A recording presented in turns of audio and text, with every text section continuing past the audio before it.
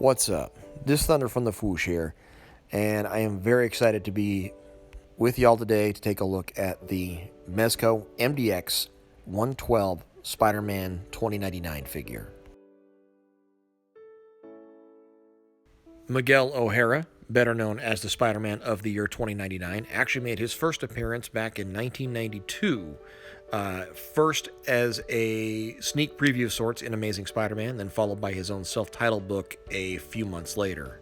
Sadly, those books are kind of hard to come by, especially in trade form, although there is an omnibus collection scheduled for fall of this year, October or November if I'm not mistaken. Just keep that in mind if you want to catch up on some 2099 reading. That being the case, most of you are aware that 2099 actually predates Batman Beyond by a few good years.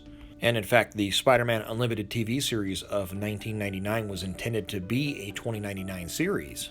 Both shows were in pre-production around the same time, and so when the Unlimited team found out about Batman Beyond, they took it a different direction.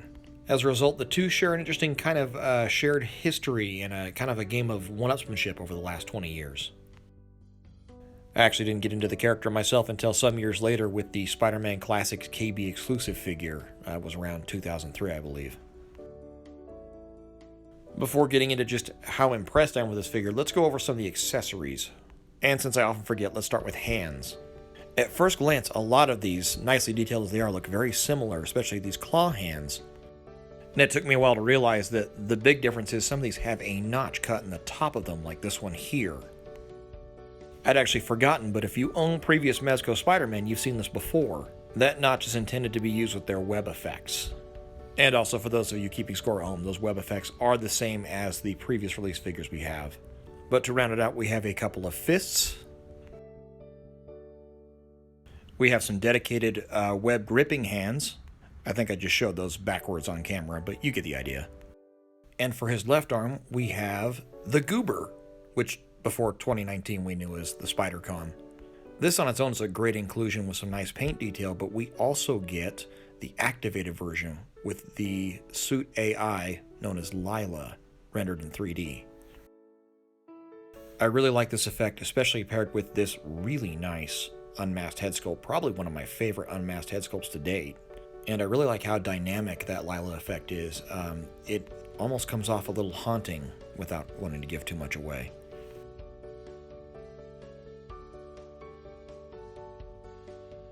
I know his mask's off right now, but I wanted to point out how nice the texture blending is between the neck and the fabric there. The suit has kind of an overall carbon fiber texture, and it carries over into the plastic really well. We also get this excellent half-mast head where you can see Miguel's fangs. This head gives off a great shelf presence, and I like the very visual reminder of how different his powers are to Peter's. For his somewhat translucent spiderwebbing cape shawl thing, Mezco went a kind of a different direction and stitched it to the back of the suit and put a posing wire on each side. Might not be at everybody's taste, but I think it works pretty well. It's kind of a difficult effect to convey, I think, in figure form without just putting a cape on him.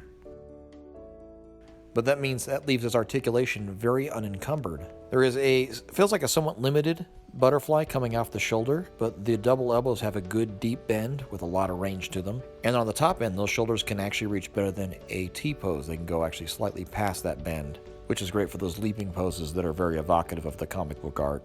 The suit also allows for a good range forward on the torso and waist joint. They also go back quite a good distance, and the double jointed neck means you can get a good flight pose out of it as well. His double knees don't quite go to Gomez levels, but they are very close. And then the ankle joints are functional, but it's mostly impressive just how nicely they integrate with the suit. There's also some nice detailing on the soles of those shoes. And though really it should be criminal otherwise, he gets a good range out and forward on those hips. I think this is a good representation of the Mezco Spider-Man we've received thus far. And from the outset here, it's pretty clear that while he is similar in height, he's definitely a bit broader than the other Spider-Man figures, dramatically so over the movie ones. This may be a sticking point for some folks, not so much because of Miguel's build, but because of the original 112 Spider-Man's build. Personally, I kind of prefer Peter looking skinnier like this, but I know a lot of folks prefer the Ramita look where he's a little thicker, more grown up, more adolescent. As they are separate characters, I do like the distinction in build and even the subtle height difference between the two. It does make me wonder if we may see this body again on the upcoming classic Spider-Man that they teased at MezCon this spring. And like I said, you can see how dramatic the difference is here between 2099 and the movie Spider-Man, where he's nearly a head taller, with that movie Spidey coming to about 6 inches even almost, whereas Miguel's about 6.5. Pretty standard for most Mezcos of his size. I think it is worth noting that for overall proportions, I think he is the best proportioned Spider-Man we've received from Mezco so far.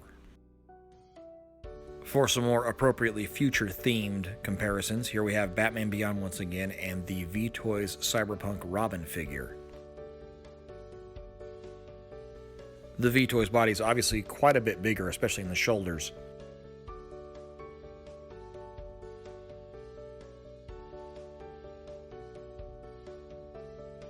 Pivoting back over to Batman Beyond, this is the one that actually surprised me a bit. I hadn't really thought about it, but I was a little surprised to see how much smaller Batman Beyond was by comparison. In fact, Terry is rather closely scaled to the Peter Parker Spider-Man figures. In what has to be one of the greatest missed opportunities between two comic companies ever, there is actually no shared universe interactions between these two characters, at least not in an official capacity. But in said shared universe, I think they scale pretty well together, and of course the aesthetic language carries over between the two really nicely. And of course that cyberpunk, near-future, techie aesthetic is maybe not the first thing you would think of when it comes to 112 Collective, but between these two figures, I think they've demonstrated they're very capable of making it work. Whether it be giving these little techie details to the cloth costume, or with 2099 where you have like a carbon fiber effect going through the entire thing. Which is a rather verbose way of me just saying that I want to see more 2099 characters, especially Punisher.